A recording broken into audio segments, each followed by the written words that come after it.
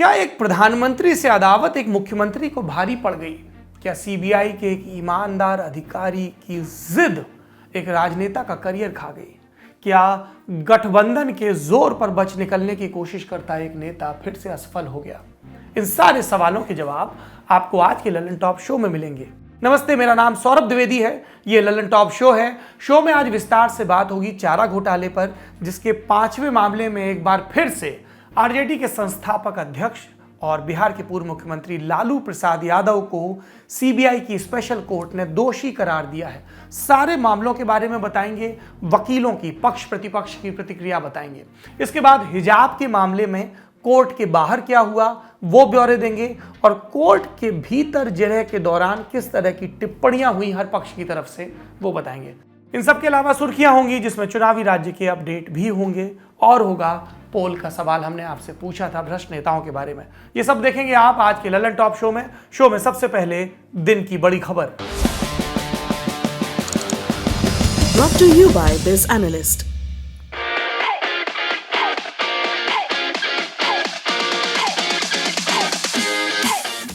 ये 1998 के लोकसभा चुनाव की बात है। 1 जनवरी की तारीख थी। रात के तकरीबन 8:30 बजे का वक्त रहा होगा। आगरा में पूर्व प्रधानमंत्री अटल बिहारी वाजपेयी की रैली हो रही थी। रैली में अटल एक किस्सा सुना रहे थे। क्या था ये किस्सा? दिल्ली में थोड़े दिन पहले एक गाय कचहरी में पहुंच गई। पुलिस वालों ने बहुत रोका, गाय नहीं मानी। बोली मेरी सुनवाई होनी चाहिए, मुझे मजिस्ट्रेट के सामने जाने दो। पुलिस वाले क्या करते बेचारे, वो भी गाय का दूध पीते हैं। उन्होंने कहा जाओ गौ माता चली जाओ। गाय पहुंच गई मजिस्ट्रेट के सामने। मजिस्ट्रेट हक्का बक्का, ये कैसा मुजरिम या गवाह, माजरा क्या है? फिर भी उन्होंने पूछा कि कहिए आपको क्या कहना है। तो गाय कहती है मैं बाहर चर्चा सुनती हूँ कि जो भी चारा खाता है वो पकड़ा जाता है, चारा मुकदमा चलता है, जेल भेजा जाता है। मैं तो चारा ही चारा खाती हूँ, इसलिए मुझे डर है कि कहीं पुलिस वाले मुझे भी ना पकड़ ले। अग्रिम जमानत के लिए आई हूँ, एंटीसिपेटरी बेल के लिए। अगर पुलिस वाला कोई पकड़ ले तो बता तो दूं, देखो मैं जमानत पर हूँ, चारा मैंने खाया है पर मैं जमानत पर हूँ। यह अटल बिहारी वाजपेयी का अपना अंदाज था। लालू यादव का नाम भी नहीं लिया और पूरी तरह निशाने पर बांध दिया। चारा घोटाले का मामला तब नया नया था। घोटाले का इल्जाम लालू यादव पर लगा था। दबाव बढ़ा तो 1997 की जुलाई में उन्हें मुख्यमंत्री पद से इस्तीफा देना पड़ा। अपनी जगह पत्नी राबड़ी देवी को मुख्यमंत्री बनाया। तब का दिन और आज का दिन 25 बरस बीतने को हैं, लेकिन चारा घोटाला लालू यादव का पीछा नहीं छोड़ रहा। आलम यह कि उनका जेल और बेल के खेल से एक अटूट सा रिश्ता हो गया है। आज भी चारा घोटाले के एक मामले में रांची की सीबीआई स्पेशल कोर्ट ने फैसला सुनाया। लालू यादव समेत कुल 99 आरोपियों को डोरंडा कोषागार से अवैध निकासी के मामले में दोषी करार दिया गया है। घोटाले से जुड़ा यह 5वां मामला है जिसमें आरजेडी के संस्थापक लालू यादव दोषी पाए गए। मामले में कुल 99 आरोपी थे। इनमें से 20 कोर्ट से बरी हो गए, 36 को जुर्माने के साथ 3 साल की सजा भी सुनाई गई। कुछ का देहांत हो चुका है। लालू यादव समेत बाकियों की सजा का ऐलान अब 21 फरवरी को होगा। वो बाकी मामलों में जमानत पर थे। अब सजा की अवधि के साथ तय होगा कि उन्हें फिर से जेल जाना पड़ेगा इस मामले में या नहीं। हालांकि दोष साबित होते ही लालू यादव को पुलिस ने हिरासत में ले लिया, पर जेल नहीं भेजा। उनकी स्वास्थ्य हालत को देखते हुए फिलहाल रांची के ही रिम्स अस्पताल में रखा गया है। यह तो रहा आज का अपडेट, पर कईयों के मन में सवाल हो सकता है कि आखिर ये चारा घोटाला है क्या, जो लालू यादव को बार बार सजा हो रही है। पहले जो सजा हुई उसका क्या? जिन मामलों में जेल काट चुके हैं उनसे ये अलग कैसे है? तो हमें लगा कि आज तफसील से बताते हैं। साल 1990 से 1992 के बीच चारा घोटाला हुआ। तब बिहार और झारखंड अलग अलग राज्य नहीं थे। तब के ज़माने में चारा खरीद को लेकर कुल 950 करोड़ रुपए का गबन किया गया। गाय भैंस को खिलाए जाने वाले चारा को खरीदा तो गया, पर फाइलों में यानी चारे का पैसा खा लिया गया। जानवरों के मुंह का निवाला भ्रष्टाचार के मुंह ने निगला। देश विदेश में इसकी खूब फजीहत हुई, चर्चा हुई। धीरे धीरे चारे के भूसे से उठा गुबार बतौर मुख्यमंत्री रहे लालू यादव की आंख तक पहुंचने लगा। पूर्व मुख्यमंत्री जगन्नाथ मिश्र भी आरोपी बने, बाद में बरी हुए, पर लालू पर शिकंजा कसता गया। उन्हें मुख्यमंत्री पद से इस्तीफा देना पड़ा और तब 30 जुलाई 1997 को पहली दफा वो जेल गए। फिर घोटाले की फाइल मोटी होती गई। अलग अलग जिलों के कोषागार यानी ट्रेजरी से अवैध तरीके से पैसा निकाला गया था, जिसमें कुल 5 मामले बने। इन 5 मामलों को बारी बारी से समझ लेते हैं। पहला केस चाईबासा कोषागार का मामला, जिसमें 37.7 करोड़ रुपए निकाले गए। इस मामले में 30 सितंबर 2013 को लालू दोषी साबित हुए। लालू समेत 44 अभियुक्तों को पहली बार सजा हुई 5 साल की। इसी के बाद लालू यादव की लोकसभा से सदस्यता रद्द हो गई थी। तब तक सुप्रीम कोर्ट का वो आदेश आ चुका था जिसके तहत 2 साल से ज्यादा सजा होने पर सांसदों और विधायकों की सदस्यता रद्द हो जाती है। दूसरा केस 84.5 करोड़ का देवघर कोषागार से निकाला गया मामला। इसमें भी लालू यादव का दोष साबित हुआ। 23 दिसंबर 2017 को 3.5 साल की सजा हुई। केस नंबर 3 चाईबासा के ही कोषागार से 33 करोड़ 67 लाख की अवैध निकासी का मामला। इसमें 24 जनवरी 2018 को लालू यादव को फिर से 5 साल की सजा हुई। अब आता है केस नंबर 4 दुमका कोषागार का, जिसमें 3 करोड़ 13 लाख रुपए निकाले गए। इसमें 19 मार्च 2018 को लालू को फिर से सजा हुई और इस बार सबसे बड़ी 7 साल की, और इसमें वो सबसे ज्यादा वक्त तक जेल में भी रहे। अब तक लालू यादव चारा घोटाले के कुल मामलों में 3 साल 19 दिन जेल में बिता चुके हैं। चूंकि आधी सजा पूरी हो गई थी, इसलिए मेडिकल ग्राउंड पर उन्हें हाईकोर्ट से जमानत भी मिल गई। अब आज केस नंबर 5 का फैसला आया, डोरंडा कोषागार का मामला, जिसमें सबसे बड़ी 139 करोड़ रुपए की अवैध निकासी हुई। ये क्या है मामला? ये मामला भी 1990 से 92 के बीच का है। हुआ यह कि बिहार में अच्छी नस्ल की गाय पैदा करने के लिए दिल्ली और हरियाणा से 400 सांड मंगवाए गए। सीबीआई ने जांच में पाया कि अफसरों और नेताओं ने मिलकर फर्जीवाड़े का एक फॉर्मूला तैयार किया। हरियाणा और दिल्ली से कथित तौर पर स्कूटर और मोटरसाइकिल से सांडों को रांची लाया गया।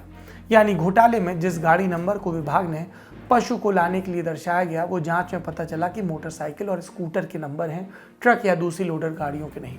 देश के सभी राज्यों के करीब 150 डीटीओ और आरटीओ से गाड़ी नंबर की जांच करवाने के बाद सीबीआई ने सबूत जुटाए। 15 साल 575 गवाहों की गवाही। इसके बाद मुख्यमंत्री के नाते लालू यादव की भी इसमें संलिप्तता पाई गई, क्योंकि इस कार्यकाल में लालू यादव के पास मुख्यमंत्री के पद के अलावा एनिमल हस्बेंड्री यानी पशुपालन विभाग का भी प्रभार था। फिर वो दोषी करार हुए और इस केस नंबर 5 में अब सजा की बारी है। इस केस पर लंबे वक्त से काम कर रहे थे सरकारी वकील। उन्होंने फैसले के बाद कि वो दोषी हैं, क्या बयान दिया, सुनिए। ये तो इतना बड़ा केस था, ये स्कैम, अभी ना स्कैम सुनते हैं कि इतना बड़ा हो गया। उस जमाने का ये सबसे बड़ा स्कैम था और चर्चित हुआ चारा घोटाला के नाम से। सब लोग, ये केवल देश में नहीं, ये विदेशों में भी इसके नाम लिए जाते हैं, चारा घोटाला का। तो ये सब हुआ, विटनेसेज काफी थे, डॉक्यूमेंट्स काफी थे। 575 विटनेसेज हमने यहाँ एग्जामिन किया।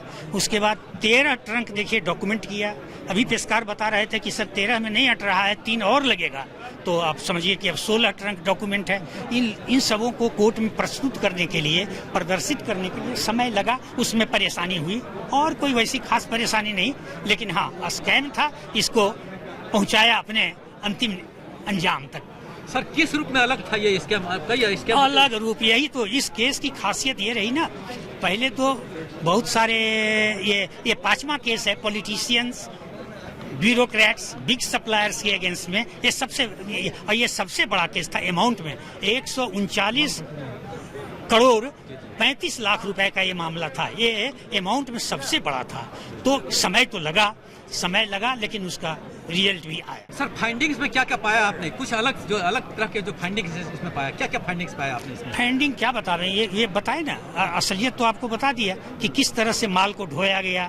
और दवा, इतनी दवा, पशु दवा आई। वो पशु हमारे गवाह आए, कंपनी से बुलवाया, उन्होंने बताया कि साहब इस तरह की तो दवा हम मैन्युफैक्चर किया ही नहीं। किया है तो ये 22 नंबर का नहीं किया है, या हम बिल्कुल नहीं किया है, या बिहार को हम थोड़ा सप्लाई किया है, इतना सप्लाई नहीं किया। ये सारे मिले तब तो मिले इतना। ये अब जानते हैं पुआल, भूसा, ये सब ये स्कूटी से आने का चीज है, नहीं था। हैं? सारा फैब्रिकेट जितना है ना। ये आपको कहिए, ये जो आवंटन पत्र आता था, जानते हैं इसका बजट था, जो बजट था उससे 229% ज्यादा खर्चा किया गया। अब आधार क्या था? वही फर्जी अलॉटमेंट लेटर है, फर्जी सप्लाई ऑर्डर दिया जा रहा है, फर्जी रिक्विजिशन लिया जा रहा है। सारे डॉक्यूमेंट्स भी क्रिएट किए जाते थे, लेकिन सब पकड़ में आ गया। तो सरकारी वकील जाहिर तौर पर खुश है, कहते हैं मेहनत सफल हुई। जब कोर्ट में सुनवाई चल रही थी तब रांची में लालू यादव के समर्थकों का भारी जमावड़ा भी था। उम्मीद थी कि कोर्ट से राहत मिलेगी, पर कोर्ट भावनाओं से नहीं, सबूतों और गवाहों के मद्देनजर फैसला सुनाता है। ये फैसला आया तो आरजेडी के खेमे में मायूसी छा गई। लालू यादव पर फिर से जेल जाने की तलवार लटक रही है। जानकार बताते हैं, अगर बाकियों की तरह 3 साल की सजा मिली तो तत्काल जमानत मिल सकती है। 5 साल की जेल हुई तो पहले काटी गई सजा के बिना पर शायद बेल मिल जाए, लेकिन 6 साल से ऊपर की सजा हुई तो लालू यादव को फिर से जेल जाना पड़ सकता है। हाईकोर्ट में बेल के लिए चक्कर भी लगाना पड़ सकता है। अब आगे इस पर लालू यादव के वकील क्या करेंगे, उन्हीं से जानते हैं। आपकी तरफ से अगला कदम क्या होगा? अब सजा तो नहीं हुई, दोषी करार दे दिए गए, तो सजा कैसे होने की आप संभावना नजर आ रही है आप लोग ने? अब तो जजमेंट आएगा तो पता लगेगा, लेकिन अब आपका अगला स्टेप क्या है? देखिए, नेक्स्ट डेट है 21st of this month, 21 February, Monday को। वो पॉइंट ऑफ सेंटेंस में हम लोग आर्गुमेंट करेंगे, ठीक है। उसके बाद judgement as well as point of sentence हमारे पास आएगा, ठीक है। उसके बाद हम लोग जजमेंट की कॉपी स्क्रूटनाइज करके उसके बाद we will be filing appeal file करने के बाद हम देखेंगे, हाईकोर्ट मूव करेंगे इसके बाद। तो मतलब क्या इसमें एक ये तय माना जाए कि लालू जी को 3 साल से ज्यादा की सजा होने वाली है? बिल्कुल बिल्कुल बिल्कुल। देखिए, अगर 3 साल से ज्यादा नहीं हुआ होता तो आज वो जेल कस्टडी जाते नहीं, तो फिर उनको यहीं से जमानत मिल जाती जैसे उनको बाकी यहीं से जमानत मिल सकती। हाँ, तो अभी लालू जी की मेडिकल ग्राउंड को लेकर के आप लोगों की क्या दलील है और उससे कोर्ट से क्या रियायत मिलने की उम्मीद लग रही है? देखिए, उनका मेडिकल सर्टिफिकेट्स वगैरह हम लोगों ने कोर्ट में फाइल कर रखा है, तो अब we are hoping for the best. Sympathy तो देखिए, अब कोर्ट ऑफ लॉ में सिंपैथी नाम का चीज नहीं होता, फिर स्टिल अगर हमें कोई मिल जाता है हेल्थ ग्राउंड पे तो we are taking our chance. अब इस चारा घोटाले में 5 मामले में 5 में लालू जी दोषी करार दिए जा चुके हैं और सजा 4 मामलों में हो चुकी है। इसकी भी एक मामले में 21 को हो जाएगी। और कोई केस बचा है? एक केस पटना में बचा हुआ है, पटना ट्रेजरी से रिलेटेड, वो पेंडिंग है अभी। तो उसमें अभी बहस चलेगी। अभी तक सारे विटनेसेस एग्जामिन वगैरह नहीं हुए हैं, वो होने के बाद उसमें फिर हियरिंग पे आएगा, उसके बाद बहस चलेगी। मतलब अभी एक और मामला बचा हुआ है? एक मामला पटना में बचा हुआ है। झारखंड में सारे मैटर्स क्लोज हो चुके हैं आज। तो जो सजाएं पहले हुई और लालू जी ने तकरीबन 36 महीने जेल में बिताए, तो जैसे 7 साल की एक में हुई, एक में 5 साल की सजा हुई, एक केस में 3.5 साल की सजा हुई, और अब जो होने वाली है, तो ये कैसे वेरी करेगी, कैसे क्लब करेगी? मतलब ये थोड़ा सा आप समझा सके तो। जो सजा काट चुके हैं, ये सजा पे थे ना, जब भी ये सजा में जेल कस्टडी में रहे हैं, तब ये दूसरे मैटर्स में प्रोडक्शन वारंट में आ जाती है, ठीक है। तो वो सजा साथ ही साथ साइमल्टेनियसली काउंट होगा। ये तो रही कोर्ट कचहरी की बात। लालू यादव देश की बड़ी सियासी शख्सियत है, तो इस पर पॉलिटिकल रिएक्शंस भी आनी स्वाभाविक थी। पहली प्रतिक्रिया कोर्ट के बाहर खड़े आरजेडी के नेताओं से मिली। तो न्यायिक प्रक्रिया के तहत न्यायाधीश ने जो निर्णय लिया है उस पे तो हम कोई टीका टिप्पणी नहीं कर सकते, ठीक है। अब आम लोग जो हैं अपने अपने ढंग से इसकी समीक्षा कर रहे हैं, मगर इतना जरूर हम कहेंगे कि ठीक है, भावना पे कोर्ट नहीं चलती है, मगर भावनात्मक दृष्टि से आज लाखों करोड़ों लोग जो है दुखी हुए हैं, रोए हैं। वैसे लोग रोए हैं या दुखी हुए हैं जिनको जुबान नहीं थी, लालू यादव ने जुबान दिया। जो अधनंगे थे उनको नंगापन, अधनंगेपन से दूर किया। जिनके बाल बच्चे पढ़ने के लिए स्कूल नहीं जाते थे उनको प्रोत्साहित किया स्कूल भेजने के लिए। तो वैसे लोग दुखी जरूर हैं फैसले से, और इसकी समीक्षा वो अपने अपने तरीके से करते हैं। लालू यादव जी ने जो ताकत दी है, जो विचार दिया है, जो संकल्प दिया है, उस विचार और उस संकल्प के आधार पर देश के करोड़ों लोग पूर्ण रूप से उनके विचारों के आधार पर देश में जिस तरह की धारा चल रही है उसके खिलाफ गोल बंद होने के लिए हम शख्सियत लालू यादव के नेतृत्व में हम लोग तैयार हैं। लालू यादव ने हमें बताया है, हमें सिखाया है, और उसके आधार पर हम देश से जो लोग साजिश करता है ऐसे लोग नेस्तनाबूद होंगे और देश को जरा भी क्षति नहीं पहुंचने देंगे। आरजेडी नेताओं की लालू में निष्ठा है तो मायूसी स्वाभाविक है, लेकिन लालू के धुर विरोधी बीजेपी नेता सुशील मोदी और जेडीयू के नेता इसे अलग चश्मे से देख रहे हैं। इस मामले को हम ही लोगों ने उजागर किया था और हम ही लोग गए थे पटना हाईकोर्ट में कि इस मामले की सीबीआई से जांच हो। तो अगर पटना हाईकोर्ट की मॉनिटरिंग में अगर सीबीआई की जांच नहीं होती तो जिससे साजिश रची थी इन लोगों ने, सारा मामला रफा दफा हो जाता। मुझे खुशी है कि जिन लोगों ने बिहार को लूटा उनको सजा हो रही है, और ये मामला 139 करोड़ रुपए का था, उस जमाने का 139 करोड़। आज अगर उसको आंका जाए तो 765 करोड़ रुपया उसकी कीमत होगी। तो यानी आज के हिसाब से 765 करोड़ रुपए की अवैध निकासी ट्रेजरी से हो गई, और मुख्यमंत्री भी थे, वित्त मंत्री भी थे, तो इनकी पूरी मिली भगत थी सारे मामले के अंदर। और इसलिए जो भी कुछ हुआ है ये स्वागत योग्य है, और एक मैसेज है समाज के अंदर कि जो लोग गरीबों को लूटने का काम करेंगे, पद पे रहते हुए जो लोग खजाने को लूटने का काम करेंगे, उनको सजा मिलेगी। अच्छा, जैसी करनी वैसी भरनी, जैसा किया वैसा वो भर रहे हैं। पहले से सजा याफ्ता फिर दोषी करार, भ्रष्टाचार का जो रिकॉर्ड इन्होंने बनाया, तो न्यायपालिका ने पुनः इनको गिरफ्त में लिया। अभी तो आईआरसीटीसी घोटाला, जो रेल मंत्री तो काल में जो इनकी शानदार उपलब्धि रही संपत्ति सृजन का, लगभग 25,000 करोड़ का पशुपालन से भी बड़ा घोटाला, उस मामले में भी चार्जशीट हो चुका है, कभी वेटिंग लिस्ट में है। इसलिए हम यह समझते हैं कि यह न्यायपालिका ने ये फैसला सुनाया है, देश के संविधान ने यह फैसला सुनाया है, और साथ ही साथ अपने आप को पारिवारिक राजनीति करने वाले व्यक्ति, जो संपत्ति सृजन ही जिन्होंने राजनीति को अपना माध्यम, राजनीति के माध्यम से बनाया, जो दलितों, अति पिछड़ा, अल्पसंख्यक, जो जीवन की चुनौतियों से जूझते हैं, लगातार संघर्ष करते हैं, उनका नुमाइंदगी का दावा करने वाला भ्रष्टाचार के मामले में, संपत्ति सृजन के मामले में दोषी करार दिए गए। ये देश की न्यायपालिका, जिस पर लोकतांत्रिक परंपराओं में विश्वास करने वाला हर व्यक्ति विश्वास करता है, ये न्यायपालिका का फैसला है। इसलिए माननीय लालू प्रसाद जी, राजनीति संपत्ति सृजन का माध्यम नहीं होता। लालू यादव, कभी बिहार की सियासत उनके बिना अधूरी मानी जाती थी। नारा लगता था, जब तक समोसे में आलू तब तक बिहार में लालू। पर पुराने लोगों ने वो दौर भी देखा जब सामाजिक न्याय की धुरी के लिए लालू हाथी पर बैठकर प्रचार करते थे, पर चारा घोटाला उन्हें हाथी से उतारकर पहले ही कोर्ट के कटघरे में और फिर जेल की सलाखों के पीछे पहुंचा चुका है। दिन भर कोर्ट के फैसले पर सोशल मीडिया पर चर्चा हुई। विरोधियों ने कहा भ्रष्टाचार पर नकेल कसी गई, समर्थकों ने हमदर्दी दिखाई, उनके अच्छे स्वास्थ्य और लंबी उम्र की दुआएं की। लेकिन अब सब कुछ 21 फरवरी के कोर्ट के फैसले पर निर्भर है। अब चलते हैं दूसरी बड़ी खबर पर। पिछले कई दिनों से खबरों में कीवर्ड लगातार बना है हिजाब। देश के कई हिस्सों में आज भी मुस्लिम संगठनों ने इसके समर्थन में प्रदर्शन किए, कई जगह हिजाब डे मनाया।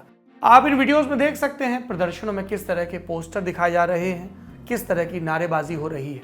राजस्थान के उदयपुर में आज हुए प्रदर्शन का ये वीडियो है।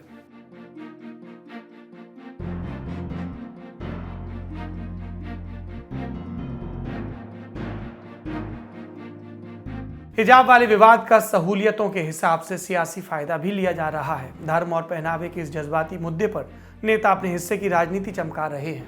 विधानसभा चुनाव वाले राज्यों में इस पर भाषण हो रहे हैं। स्थानीय निकाय के चुनावों में भी अब ये पहुंच गया है। बिजली, पानी, सड़क जैसे जरूरी मुद्दों से पहले अब हिजाब पर बात हो रही है। तमिलनाडु में स्थानीय निकाय के चुनाव हैं। प्रचार में डीएमके की सांसद कनिमोई ने इसका जिक्र किया, कहा कि लड़कियों पर कपड़ों को लेकर दबाव बनाया जा रहा है। इसकी एंटीथीसिस में भगवा वाले भी अपना जोर दिखाने से नहीं चूक रहे। यूपी के आगरा में हिंदू संगठनों से जुड़े लोग ताजमहल में जाकर प्रदर्शन करना चाहते थे, पर पुलिस ने पहले ही रोक दिया। प्रदर्शनकारियों का कहना था, अगर स्कूल में हिजाब पहनकर जा सकते हैं तो ताजमहल में भगवा पहनकर क्यों नहीं।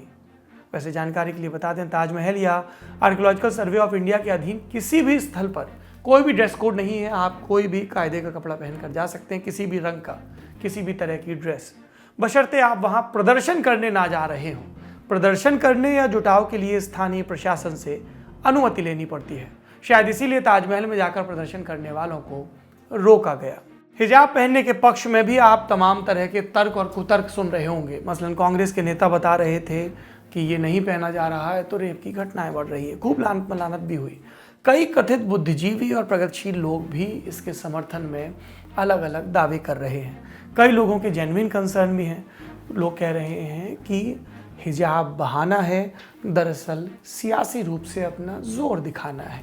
और कई लोग कह रहे हैं कि इसके चक्कर में जो शिक्षा का ज़रूरी मसला है वो पीछे छूट रहा है। एक बड़ी बहस है, लंबी बहस है। मुंबई के मुंब्रा इलाके का एक वीडियो आया सामने जहां मुस्लिम लड़कियां हिजाब पहनकर फुटबॉल खेलती दिख रही हैं। फिर उनके समर्थन में हिंदू लड़कियों का भी वीडियो आता है जो दुपट्टा पहनकर फुटबॉल खेल रही हैं।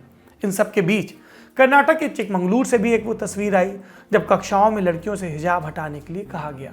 लड़कियां नहीं मानी तो कक्षाओं से बाहर निकलने के लिए कहा गया। वजह, स्कूल कर्नाटक हाई कोर्ट का अंतरिम आदेश बता रहे। वो आदेश कि जब तक हिजाब मामले में कोर्ट का आखिरी फैसला नहीं आता, ड्रेस कोड में धार्मिक पहचान नहीं होगी। तो अब बात कर लेते हैं कि हाईकोर्ट की सुनवाई में हुआ क्या। कर्नाटक हाईकोर्ट में चीफ जस्टिस की अध्यक्षता वाली 3 जजों की बेंच इस मामले पर रोजाना सुनवाई कर रही है। कोर्ट के सामने 2 सवाल हैं जिन पर यह राय चल रही है। पहला, क्या स्कूल में हिजाब पहनने से रोकना संविधान के अनुच्छेद 25 से मिले धर्म के मूल अधिकार के खिलाफ है? और इसका एक अनुपूरक सवाल ये कि क्या हिजाब इस्लाम की अनिवार्य प्रैक्टिस का हिस्सा है भी? देश में इस पर खूब विवाद हो रहा है। हम कोर्ट की बहसों के बारीक जो ब्यौरे हैं वो भी आपके पास लेकर आ रहे हैं ताकि आप इस तरह की बहसों में एक इन्फॉर्म्ड ओपिनियन के साथ हिस्सा ले सकें। और इसके लिए हमें कोर्ट की प्रोसीडिंग की लाइव स्ट्रीमिंग भी देखनी पड़ती है। कल के ललन टॉप शो में हमने आपको बताया कि कोर्ट में पब्लिक ऑर्डर क्या होता है, लॉ एंड ऑर्डर बिगड़ने का मतलब क्या होता है और अनुच्छेद 25 में क्या लिखा है। इन सब पर दोनों पक्षों के वकीलों और जजों में चर्चा हुई। अब चलते हैं आज की सुनवाई पर। रोज की तरह आज भी दोपहर 2:30 बजे सुनवाई शुरू हुई। सबसे पहले याचिकाकर्ता मुस्लिम छात्राओं की तरफ से वकील मोहम्मद ताहिर ने दलीलें दी। बेंच को बताया कि सरकार कोर्ट के ऑर्डर का मिसयूज कर रही है। किस ऑर्डर की बात हो रही थी? शुक्रवार वाले ऑर्डर की, जब कोर्ट ने स्कूल खोलने के आदेश दिए और क्लासरूम में धार्मिक पहचान नहीं ले जाने का आदेश दिया, तो उसी का जिक्र छात्राओं के वकील ने किया। बेंच से कहा, मुस्लिम लड़कियों को हिजाब हटाने के लिए मजबूर किया जा रहा है। गुलबर्गा के एक उर्दू स्कूल में सरकारी अधिकारियों ने जाकर टीचर्स और लड़कियों से जबरन हिजाब हटवाए। इस पर बेंच ने ज्यादा ध्यान नहीं दिया।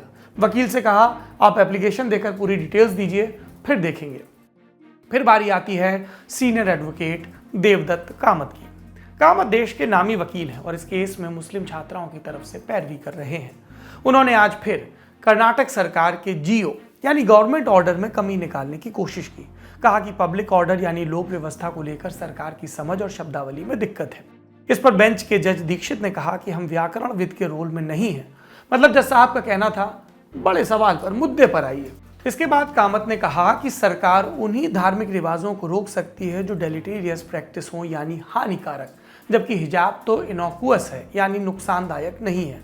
अगर मेरा अंग्रेजी का उच्चारण गलत हो तो विद्वान माफ करें। इसके अलावा उन्होंने ये भी कहा कि भारत का सेकुलरिज्म पॉजिटिव सेकुलरिज्म है, तुर्की के सेकुलरिज्म की तरह नहीं है। हमारा सेकुलरिज्म ये सुनिश्चित करता है कि हर किसी का धार्मिक अधिकार संरक्षित हो, उसमें कटौती न हो। इन्हीं बिंदुओं पर आज बहस होती रही। जजों की तरफ से कोई अहम टिप्पणी नहीं आई। कल 2:30 बजे से फिर इस मामले पर सुनवाई होगी। कल की अपडेट कल के ललन टॉप शो में आपको बताएंगे। फिलहाल बढ़ते हैं दिन की सुर्खियों की तरफ। पहली सुर्खी यूपी से। लखीमपुर खीरी हिंसा मामले में आज मुख्य आरोपी आशीष मिश्रा रिहा हो गए। आप जानते हैं आशीष मिश्रा केंद्रीय गृह राज्य मंत्री अजय मिश्रा टेनी के बेटे हैं। 10 फरवरी को आरोपी आशीष को इलाहाबाद हाई कोर्ट से जमानत मिली थी 4 महीने के लिए। जमानत के बाद कुछ कागजी कार्रवाई होती है और जेल से रिहाई में 2-4 दिन का वक्त लग जाता है। इसी वजह से आज आशीष मिश्रा जेल से बाहर आए। उन्हें 9 अक्टूबर को गिरफ्तार किया गया था और इस हिसाब से उन्होंने 129 दिन जेल में गुजारे। दूसरी सुर्खी पंजाब से है। वहां वोटिंग से 5 दिन पहले कांग्रेस के एक और बड़े नेता ने पार्टी छोड़ दी। यूपीए सरकार के दौरान केंद्रीय कानून मंत्री रहे अश्विनी कुमार ने पार्टी को टाटा कह दिया और पार्टी छोड़ने के बाद उन्होंने कहा कि कांग्रेस में 40 साल में सबसे खराब लीडरशिप है। सुनिए अश्विनी कुमार का बयान। मैंने ये उचित ही नहीं समझा, मुनासिब ही नहीं समझा कि मुझे किसी तरह की अपनी भावना को व्यक्त करने की ज़रूरत होनी चाहिए। अगर कोई किसी की आहत को समझ नहीं पाता तो उसको बताने से कोई फ़ायदा नहीं। इसलिए मेरा ये मानना है कि जब आपने एक फ़ैसला ले ही लिया तो उसके बारे में ज़्यादा चर्चा करने की ज़रूरत नहीं। मैं इस मुद्दे पर, क्योंकि आपने जो सवाल पूछा अहम है, एक शेर में जवाब देना चाहता हूँ। एक हिजर जो हमको लाहक है तादेर उसे दोहराएं क्या। एक लोनलीनेस जो मेरी ज़िंदगी का एक हिस्सा बन गई है उसको मैं बार बार दोहराऊं क्या। जब जहर ही दिल में उतार लिया फिर उसके नाज उठाएं क्या। जब जहर का प्याला पी लिया तो बार बार उसका जिक्र क्यों करना? जब मैंने फैसला कर ही लिया है कि मैंने इस पार्टी में अब नहीं रहना, तो किसी से बातचीत करने की कोई दरकार नहीं थी, कोई मैंने ज़रूरत नहीं समझी, क्योंकि इससे अपनी ही डिग्निटी कम होती है। इसीलिए मैंने किसी से बात करना ज़रूरी नहीं समझा। अश्विनी कुमार ने क्या बोला आपने सुना, अब कांग्रेसी क्या बोल रहे हैं वो भी सुन लीजिए। देखिए, दुख की बात है कि जब भी आपके परिवार का कोई सदस्य जिसका 40-45 साल रिश्ता रहा है पार्टी से, वो छोड़ के जाता है, तो ये दुख की बात है।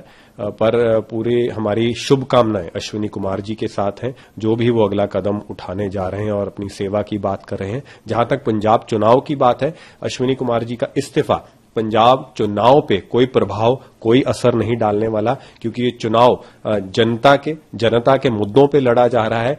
तीसरी सुर्खी यूक्रेन से। यूक्रेन को लेकर अमेरिका और रूस में तनाव चल रहा है। पूरा मामला हमने दुनियादारी के एपिसोड्स में कई बार बताया है। आज बात भारत के हवाले से। यूक्रेन की राजधानी कीव में भारतीय दूतावास ने भारतीयों को यूक्रेन छोड़ने की एडवाइजरी जारी की। इसे लेकर वहां रह रहे भारतीय छात्रों में कई तरह की आशंकाएं भी हैं। क्या आशंकाएं हैं, हमने पूछा छात्रों से जो यूक्रेन में रह रहे हैं। सुनिए। अभी तक तो मतलब जैसे न्यूज मिला है उस हिसाब से, जैसे हम कोरोना काल में भी यहाँ थे, तो जो भारत ने वंदे भारत एक्सप्रेस जो उन्होंने चलाया था एविक्यूएशन का, उसमें उन्होंने पूरा पैसा लिया था, बल्कि जो नॉर्मल फ्लाइट से उससे भी ज्यादा लिया था। तो इस हिसाब से तो हमें नहीं लगता कि भारत सरकार ऐसे कोई एविक्यूएशन का कोई प्लान बनाया है। उन्होंने जस्ट एडवाइजरी कर दिया कि आप अगर जाना चाहो तो जा सकते हो। उनका कोई मतलब ऐसा कोई क्लियर कट और रिस्पॉन्सिबल कोई वो नहीं आया। बच्चे बल्कि नाराज भी, क्योंकि आज ही जेलेंस्की का बयान आया और आज ही इन्होंने एडवाइजरी दिया, तो ऐसा तो है नहीं कि हमने तुरंत फ्लाइट कराए चले गए। ये पूरी बातचीत आप लल्लन टॉप के यूट्यूब चैनल या फेसबुक पेज या वेबसाइट पर देख सकते हैं। लिंक आपको डिस्क्रिप्शन में मिल जाएगा। खबरों के लिहाज से इतना ही। आखिर में कू की राय। आज का सवाल था, क्या भ्रष्टाचार में दोषी नेताओं पर आजीवन प्रतिबंध लगना चाहिए? हाँ कहने वाले 98%, नहीं कहने वाले 2%। आप भी कू पर हमारे पोल का हिस्सा बनना चाहें तो इस सोशल मीडिया ऐप पर लल्लन टॉप को फॉलो करें।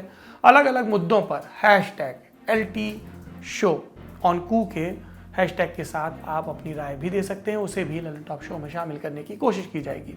आखिर में एक सूचना है, 16 फरवरी से फिर से शुरू हो रही है क्रिप्टो करेंसी की क्लास, मतलब एक नया पैसा सीजन 2। आपके तमाम सवालों के जवाब, चिंताओं का निदान, शंकाओं का समाधान। कविता जैसी साउंड कर रही है, एक ही जगह देखने के लिए जुड़े रहिए लल्लन टॉप के साथ। तो आज के लल्लन टॉप शो में इतना ही। अपना और अपनों का ख्याल रखिए और ख्याल रखिए अपने उस दोस्त का जो एक बार फिर से उत्तर प्रदेश की चुनावी यात्रा पर निकल रहा है। यूपी में आपसे मुलाकात होगी। मेरे साथ ही सहयोगी लगातार आप तक लल्लन टॉप शो लेकर भी आते रहेंगे और हम आपको जमीन का बयान बताते रहेंगे। इस वक्त लल्लन टॉप की एक टीम पंजाब में है। उत्तराखंड का दौरा, चूंकि चुनाव हो चुके हैं, पूरा हो चुका है। गोवा का भी दौरा पूरा हो चुका है। उत्तर प्रदेश में 3 टीमें हैं। सिद्धांत मोहन और सौरभ वहां पर पहले से कवरेज कर रहे हैं। सोनल महिलाओं के पॉइंट ऑफ व्यू से इलेक्शन की कवरेज कर रही हैं और चौथी टीम हमारी पहुंचेगी। इस पूरी चुनावी यात्रा से आप जरूर जुड़िए, अपना फीडबैक भी जरूर दीजिए। देखते रहिए लल्लन टॉप। शुक्रिया, शुभ रात्रि।